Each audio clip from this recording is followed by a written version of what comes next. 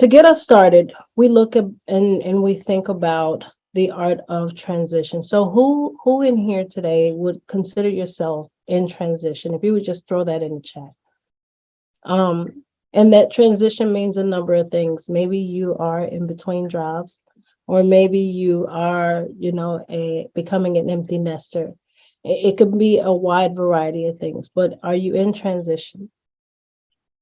So for the idea of thinking that there has to be more, there has to be more to life. There has to be more than getting up, going to a career, going to a job, and doing the very best you can, right? And then going home to your family, giving the best you have. But then you still feel like there's something else. We call that complete fulfillment, that thing that kind of connects all the dots for us, be it our careers, be it our personal lives, and everything all around us.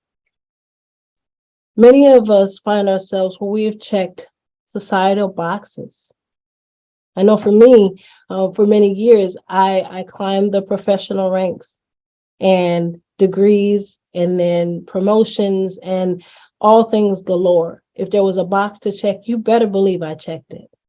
And I felt good about it until I didn't. And so when you think about fulfillment, one of the things that I want to invite you to understand is the first thing is, what are your values? What do you really care about in your sense of being, in your sense of existence? When you think about values, a lot of times we'll take this overall hierarchy, 30,000-foot view of what's important. But how many of us dive down into them and think, okay, these are my set of values. Now, how am I practicing them? How am I living them? How am I making them unique to me? And when we think of fulfillment, the values play a huge part in it. Because if we're not living to the things that are important to us, it makes sense then that we would feel that there's a gap, there's something missing.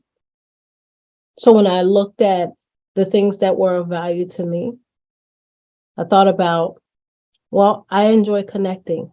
I enjoy connecting with people. How often do I get a chance to do that?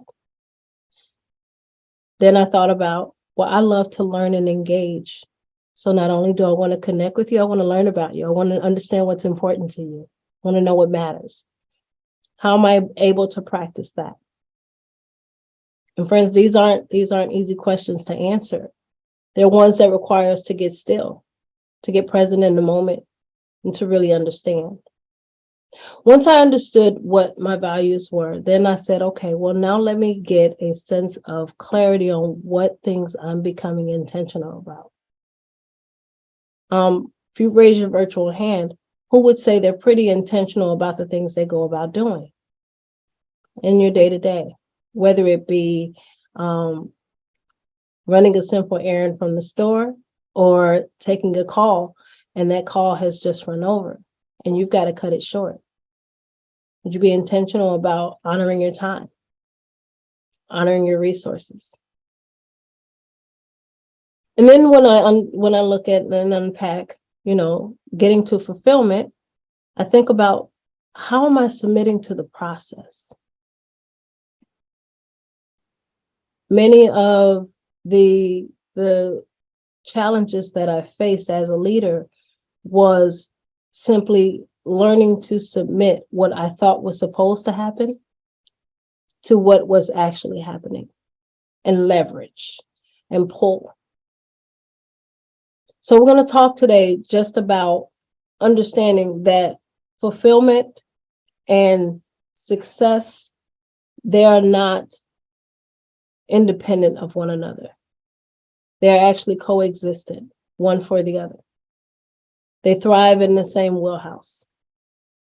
And it takes a lot of clarity, intention, and submission to get on the path, to understand, and to really get into this thing that we call fulfillment. When I agreed to do this talk, I thought, well, what is it that everybody is looking for? What's the common ground here? And I thought, okay, if we understand that who doesn't want to be fulfilled, who doesn't want to live a life of purpose, who doesn't want to feel like they're making a difference? And then I also evaluated, but then why aren't more of us doing just that? Why aren't more of us taking a chance on ourselves to develop, to grow, to leverage our capacities to the maximum ability to be able to get the most out of life? And I don't know about any of you, but for me, I want to milk this thing for all that it's worth. I want to take everything that I can from it. I want to be greedy, because the real thing is we can't take it with us.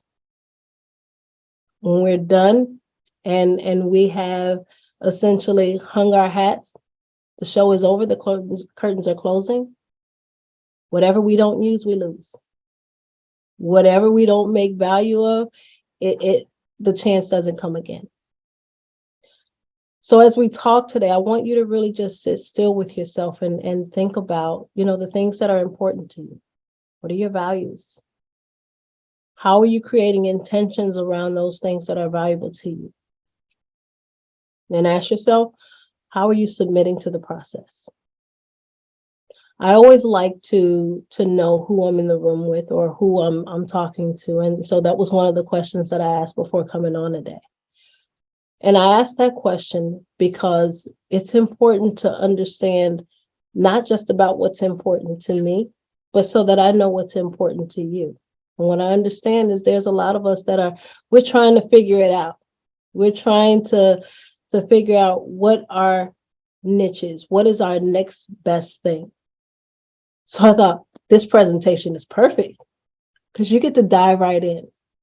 You get to pull out a blank slate, clean piece of paper, and now you put on there what matters to you. There's not a better place to be than right here, right now, in this moment, creating your next phase.